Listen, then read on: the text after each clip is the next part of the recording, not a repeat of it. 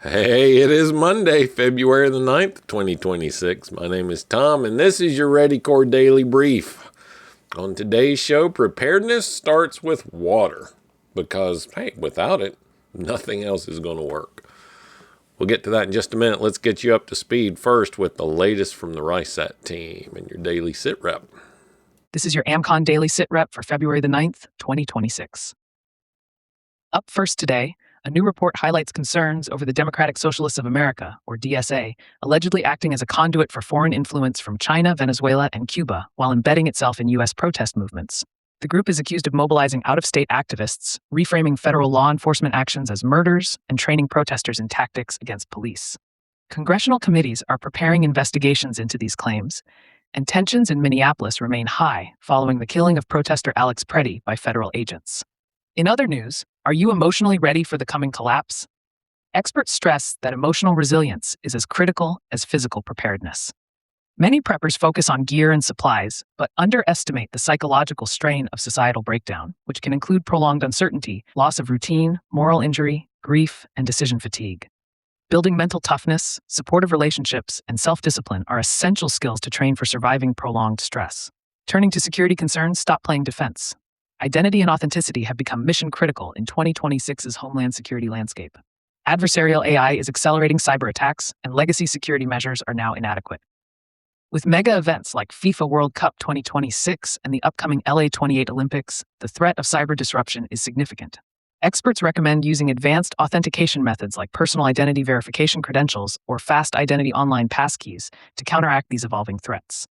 Meanwhile, a specific warning has been issued about potential violent protests in the south side of downtown Minneapolis, following recent clashes between protesters and ICE officers. The protest environment is increasingly volatile nationwide. Members are advised to remain highly situationally aware, know their exits when attending events, and report any suspicious activity to authorities and the RISAT team. Multiple online resources and protest maps are available for monitoring ongoing demonstrations. Finally, looking at today's weather, lingering rain and snow are expected in the Pacific Northwest and Northern Rockies on Monday, with the precipitation focus shifting to California on Tuesday. A clipper system will bring wintry precipitation from the upper Great Lakes to New England to start the week. Warmer than average temperatures continue from the central to western U.S., with conditions moderating in much of the eastern states.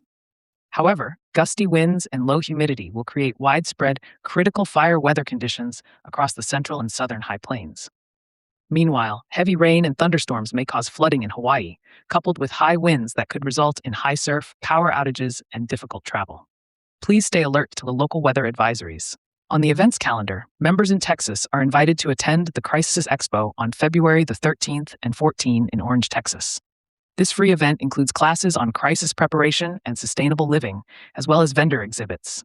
Additionally, Prepare Morgan County is hosting free seed starting classes by master gardeners on February the 14th and February the 18th in Berkeley Springs, West Virginia, perfect for early garden preparation. Members can access the American Contingency Members Only site to get the full report and more in-depth analysis of today's stories, along with practical preparedness tips, training opportunities, and resources to help you, your family, and your neighborhood stay crisis ready.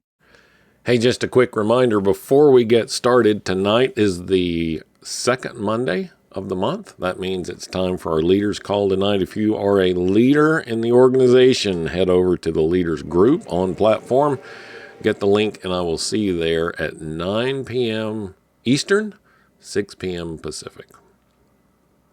When the Johnson's well pump went out one summer morning, it wasn't dramatic. It was just kind of inconvenient. No coffee, no showers, no dishes. Within hours, it stopped being funny. By lunchtime, the house was hot, tempers were rising, and Emma said the words everybody, or every prepared family rather, needs to remember. We can do without power for days, but without water for one. This week's word of the week is water first, and it's exactly what it sounds like. Solve your water problem before you solve anything else. Food, energy, comms, gear, they all matter, but without clean, available water, everything else comes to a stop. It's not glamorous, but it is foundational. Preparedness isn't about the most exciting gear, it's about the most critical resource. Family can go weeks without food, but only a few days without water, and even less if temperatures rise or health conditions complicate things. Your water plan is the baseline of resilience. Whether you live on a well, a city tap, or rain catchment, the questions are all the same. Where will it come from? How will you store it? And how will you make sure it's safe to drink? So tonight, I want you to walk to your kitchen sink and imagine that it stops working right now. How long could your family live comfortably with the water you have on hand? Write down that number. You'll build from it all week this week. All right, tomorrow we're going to talk about water sourcing, the practical ways families can create redundancy in supply, whether they live in the suburbs, the city, or off-grid. Thanks, as always, for listening to the Ready Corps Daily Brief. If you're already a Ready Corps member, thanks. We appreciate that. Make sure you check out today's resources on the members-only platform or in your phone app. And if you're not a member yet, you can head over to readycorps.net to join the network and start building real resilience today.